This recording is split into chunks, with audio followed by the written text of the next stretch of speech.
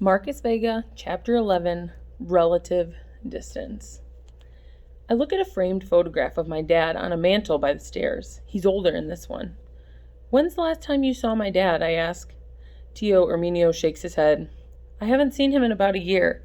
He was helping me with the hostel, and then one day he wanted to turn my house into technology. Something I don't know. He got angry and left when I said no." "Where did he go?" I ask. "Honey, we just got here," my mom says, sounding annoyed. "Can we at least unpack before we get into all of this? I just want to know how far away he might be." My mom sighs. "Your father?" Tio Erminio starts. "Well, he always has a new project." "Where do you think he went?" I ask. "That's enough dad sleuthing for today," my mom says, rolling our suitcase to the stairs. "I want to explore the neighborhood." Tio Erminio takes the suitcase. He looks back and smiles at us. I remove the cap from Danny's camera and aim. Snap. "Seguna me," he says, motioning for us to follow him up the stairs.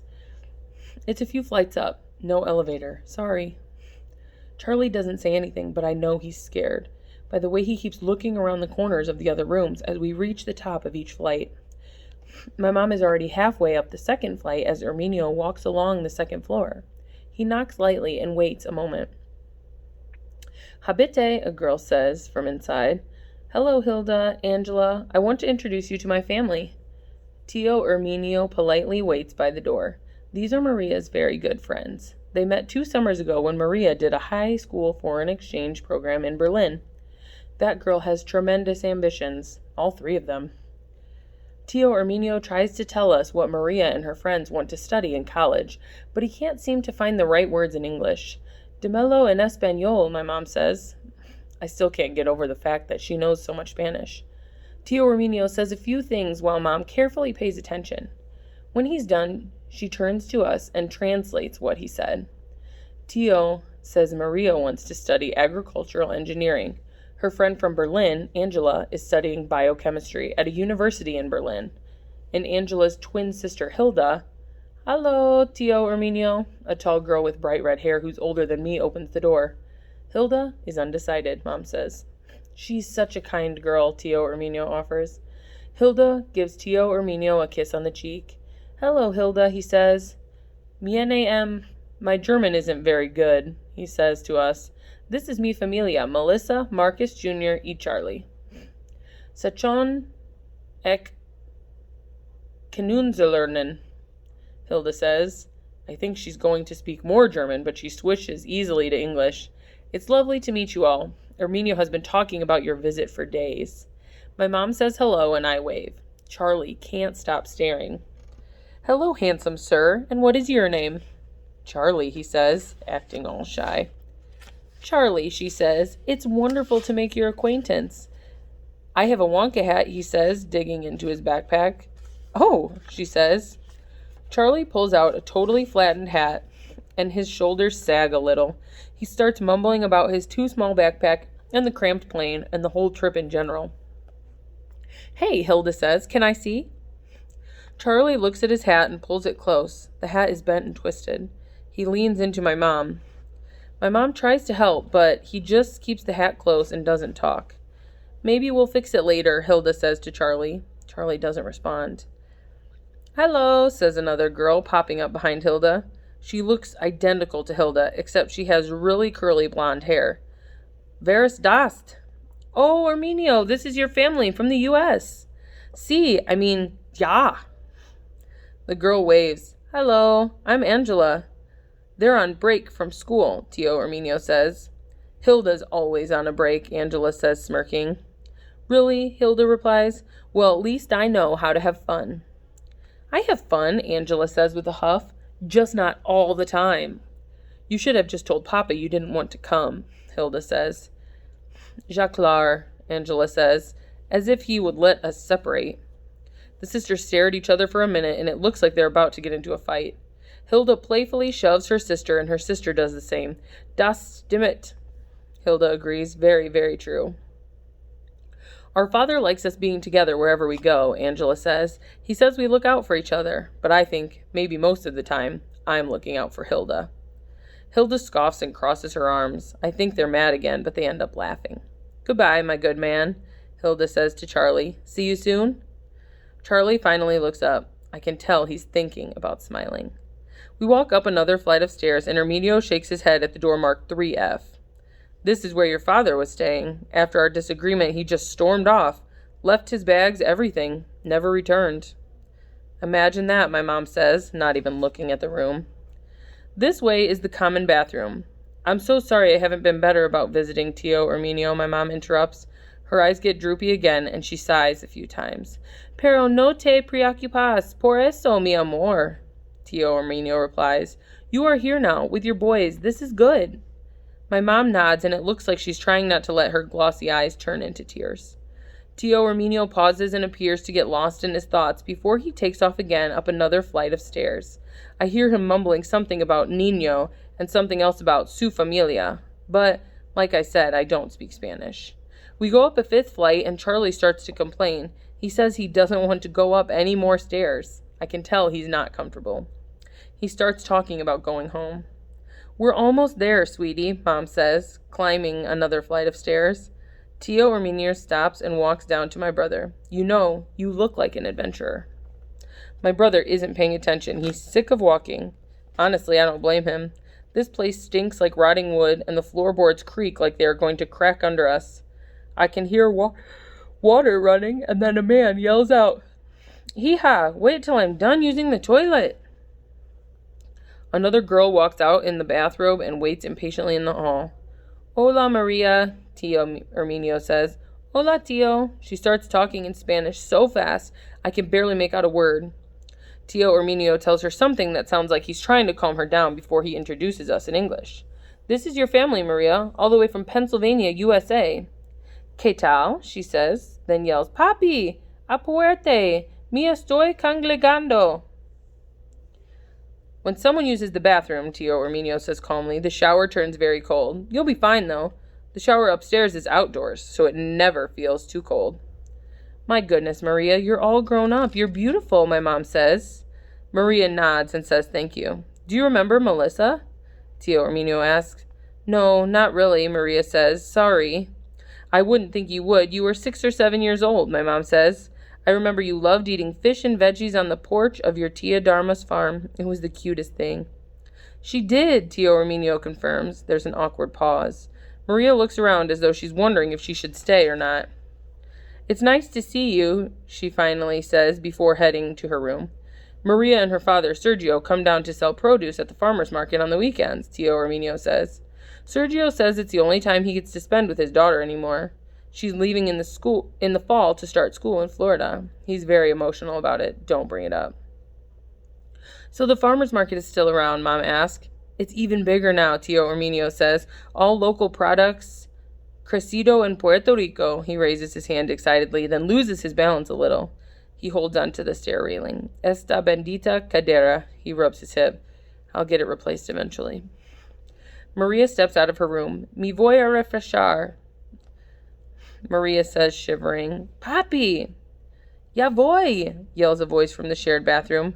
Dios mío! Los teenagers no tienen paciencia pa nada. We all look at Tio Herminio. They love each other, he says, and keeps walking up another flight of stairs.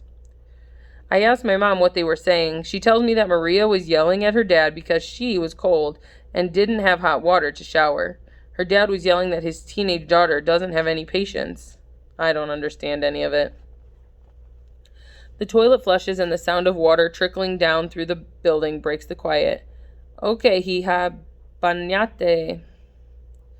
Gracias. Maria runs into the other bathroom. A guy peeks his head up at us from the 3rd floor. Mel, you arrived? Hola, Sergio, my mom says. Good flight? Yeah, it was fine. No delays, thank goodness. Sergio, this was the guy from the photos who Tio Herminio said was one of my dad's cousins. Your boys are so big, he says. You know, I knew you when you were this small. Sergio puts his arms together like he's cradling an imaginary baby. You're tall, como tu papa. My dad? Yeah, Sergio says, although I think you got him beat. Sergio walks over to us and puts his hand on Charlie's shoulder. And this must be Charlie, he says. Charlie watches Sergio for a moment. Hi, he says quietly. I saw many pictures of you as a baby. Did you know? Charlie nods. You did? What a memory. Charlie smiles. Hey, I'm taking the girls to the lawn by El Moro tonight if you all want to go. There'll be fireworks and music. Charlie's ears perk up. I love fireworks, Marcus, he whispers. I know, man. Fun, my mom chimes in. I want to go, Charlie says. Let's get up to the room first, I tell him. Cool? Charlie nods and immediately starts climbing stairs. I guess he isn't tired anymore. Tio Erminio watches me. You're a good brother, he says, and pats my arm. We finally get to a door at the top of the final flight of stairs. Tio Erminio locks it and steps through. My mom and Charlie pause, and when I get to them, I see why they haven't walked any further. There is a long suspension bridge that runs above the rooftop area to a terrace. On the terrace, there's something that looks like a miniature house. I can see the ocean peeking through the other rooftops from where I'm standing. Oh, I remember the bridge, my mom exclaimed. So much fun. What is that? I asked. My late wife, your tia abuela, and I thought it would be fun for the kids to cross a bridge to get to us, Tio Erminio explains. There are also stairs over there. Charlie and I look at each other. No more stairs. So, I ask, watching the suspension bridge, you had kids? No, we never had kids of our own. A long time ago, mi Milagro and I turned our home into a hostel, and it had come in handy to accommodate so many nieces and nephews. We used to live up here, but I moved to the bottom floor because of my hip. Tio Erminio points to the tiny house on the terrace. That will be your place. My mom offers us a smile that looks a lot like an apology. See, guys, an adventure bridge. My mom starts walking across the bridge, and it sways side to side. Charlie tugs at my shirt. I want to see the fireworks. Not now, man. I'm trying to figure out if that thing will hold me. Tio Erminio and my mom cross and wave us over. Charlie tiptoes across while holding the rope railing. Be careful, man, I tell him as the bridge starts to look more like a swing.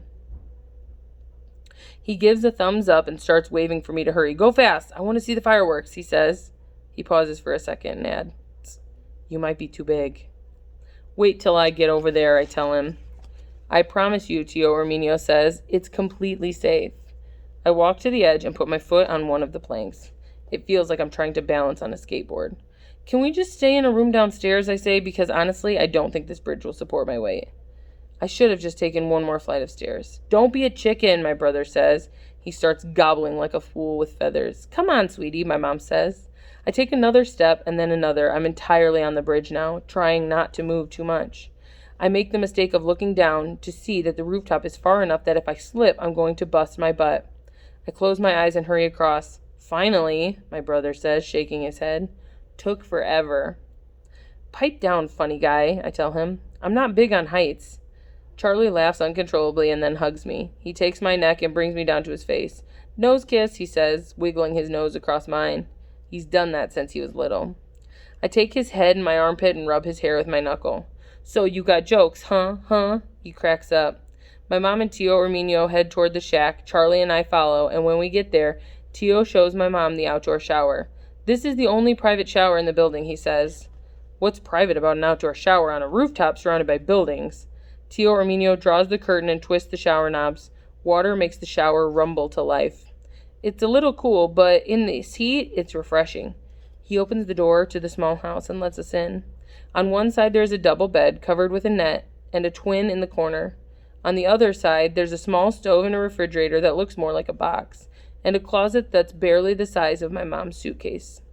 A wooden desk and chair rest below a window that has a view down to the rooftop area. This place isn't just small, it's a dollhouse. I feel like I stepped off a beanstalk. My head barely misses the creaky fan that twirls above.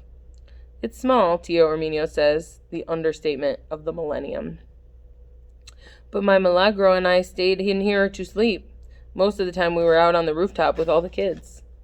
Tia Milagro was a wonderful person, my mom offers. I wish I could have been here for the funeral. You need to stop making yourself feel guilty about everything, Melissa, Tio Erminio says. Guilt does nothing for the spirit. He hands us the keys and tells us that the whole rooftop is ours to use as we wish. I will bring fresh café con leche in the morning, con bocadillos de guava. Thank you, my mom says as Tio Erminio leaves. She rushes over to him and gives him a long hug. I'm glad you're here, mi amor. He holds her face as he says this.